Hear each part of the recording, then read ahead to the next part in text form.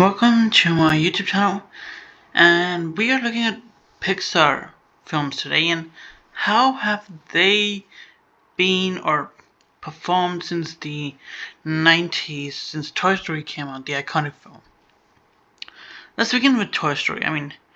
When Toy Story came out, that was like one of the best films of the time because of its animation and its plotline. Honestly, every character had its own kind of image to it. And this is a perfect film. And we're kind of looking at the budget and box office.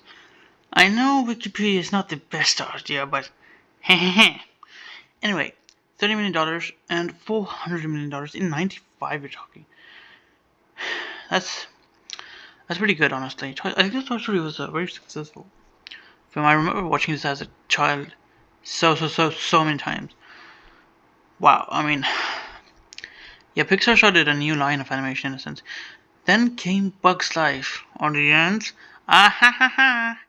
Nobody heard that except for DreamWorks ants. Anyhow, budget and box office. They reflected. It's been a long time I've seen Bugs Life. Honestly, I kind of remember the story of it, kind of not. But I do remember as such they they adopted that kind of animation style, and Pixar was actually working on that and trying to better it in a sense. Coming on to 1999, and yeah, even the timelines. They're not keeping too many gap years. Anyway, Toy Story 2 came out, and this is an example of a perfect sequel. Like, what the others are doing, I have no idea. See, it's okay to capitalize on sequels and kind of make sequels to a hit movie, but make it in a way that it's actually pretty good. That it competes the one, and it's exactly what it did. Toy Story 2 was stunning.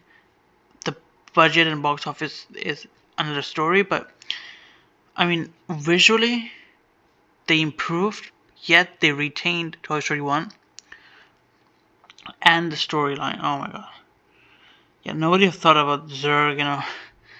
They made the villain kind of a bit funny too, in a sense. I think that was a pretty good movie overall. Moving on to Monsters Inc. Oh, it's been a long time seeing this one. I'm gonna see this again. From the creators of Toy Story, yes, using a franchise name. Yeah, its earning is a different thing, and this is something I like about Pixar.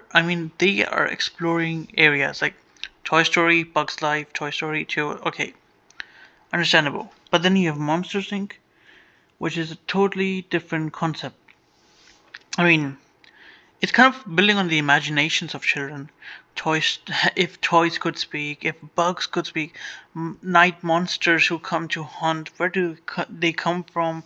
What if they became our friends? Oh my god, such a good angle. And of course the animation is just top notch again. Finding Nemo. What if fishes could speak? And that poster's scary, honestly, but like it's so much happening over here, and then you have this small world overhead, and then the poster takes the whole area and almost reaching $1 billion, and this is still like 2003. Like, yeah, it's not common for films to reach $1 billion, and especially animated films. Like, highest grossing animated film of time release, second highest grossing film of 2003. Whew, wow, that's just like you're earning money, you're earning the dead money, but Pixar's delivering at this moment. They are building on new things. Incredibles come along. Everybody remembers the Incredibles. Superheroes, classic, but like a different touch. A family of superheroes. Like, Disney made a line of superheroes recently with their new show or something. Nickelodeon had the Thundermans. Is that what it's called? But this is a family. This is the superhero family show I would love to watch. Like, Elastigirl, yes, Miss Incredible, Miss Incredible. Jay, the fast person, the Jack the baby. Oh, at the end when he gets all the superpowers. Oh yeah. That's what about telling about Pixar. And oh yeah, and one more thing about The Incredibles, like uh, especially you can see difference between one and two, like the color contrast. But even from the other films, like this is it has a very dark appearance. Not dark. It's like a grayish appearance, which they kind of changed it into. I don't know why. Yeah, but coming on to that later on. Cars. What if Cars could talk? What if Cars? I love the Cars franchise. I mean, that's like top notch work by. And this isn't. This is what I'm telling you about Pixar. Like they were doing things. They were coming up with these ideas every year or two. They were coming up with this new ideas. What if they could talk, or these could talk? What if we could be friends with them, or something? Mostly like talk, like non-talking thing talking, talkie. Yeah, I mean, it might have not earned that much, but look at it. It was performing, and Cars is an iconic franchise now. Like they even have series made on it or something. I have no idea. Then we come to Ratatouille. Oh yes, another classic film. Classic film. What if? I mean, he didn't. He doesn't talk, but like, what if he can cook in a French restaurant or control the cooking of a French? Yeah, you understand what I'm saying. Another kind of fine piece of art, fine piece of story writing, amazing directing, and animation. Animation, my dear friend. Animation, my dear friend. It's just pure good animation. Moving on to WALL-E. WALL-E was. Oh, I remember watching this film for the first time. This is like another idea. Again, different from its previous movies. We're looking at this futuristic dystopian world where the earth is like a huge garbage can and everybody has left and AI is taking over technically.